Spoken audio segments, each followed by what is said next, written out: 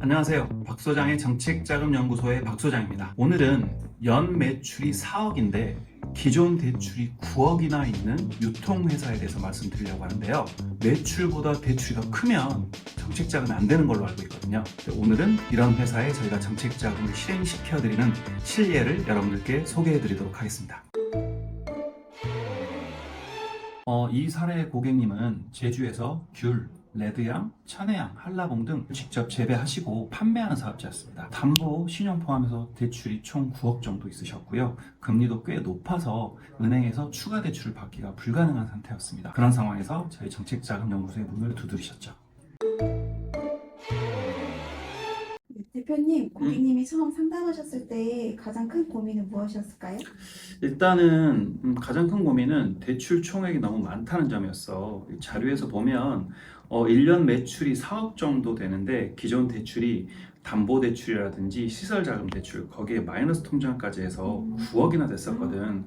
그래가지고 우리한테 의뢰해주기 바로 직전에 신용보증기금에서 거절을 맞았던 업체였어. 그래서 그게 가장 큰 고민이었지. 그럼 그렇게 대출이 많으신 분한테 이번에 제안드린 정책자금 상품은 어떤 상품이었을까요? 이번에 우리가 컨설팅했던 자금은 소진공에서 실행하고 있는 혁신성장 자금을 활용을 했지. 이 혁신성장 자금 같은 경우는 2년 연속 매출이 10% 이상 증가하면 된다는 조항이 있었거든. 이 회사는 그걸 이용해서 컨설팅을 해드렸지. 대표님, 컨설팅 과정에서 가장 신경 쓰셨던 부분은 어떤 게 있을까요? 일단은 혁신성장 같은 경우는 우리가 알겠지만 사업계획서를 잘 써야 되잖아. 맞아요. 사장님과의 어떤 그 디테일한 상담을 통해서 특히 이제 이 업체 같은 경우는 감귤류의 직접 재배 방식과 재배 기술을 연구를 하고 또 현장 실습 교육에 참여하는 점, 그리고 온라인, 오프라인에 대한 판매 전략과 앞으로 사업체 운영의 전략, 기존에 있던 그 대출들이 이 사업 운영에 썼다라는 것을 증빙하는 등 그런 것들을 우리가 자료를 잘 만들어서 사업 계획서에 그대로 고스란히 잘 담았지. 승인 조건은 어떻게 나왔을까요? 총 7천만 원.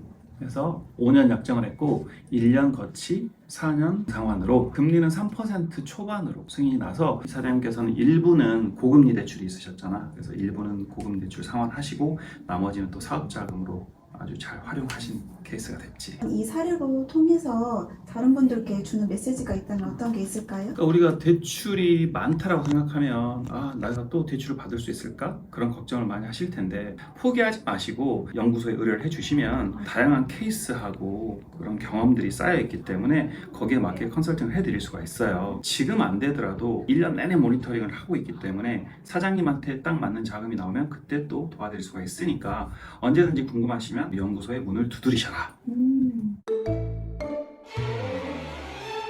대출이 많다고 해서 정책 자금이 안 되는 건 아닙니다.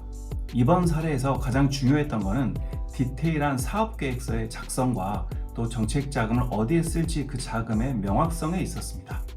구독과 알림 설정을 해놓으시면 정책 자금에 대한 정보와 실제로 실행된 사례들을 사장님들이 가장 빠르게 받아보실 수 있습니다. 감사합니다.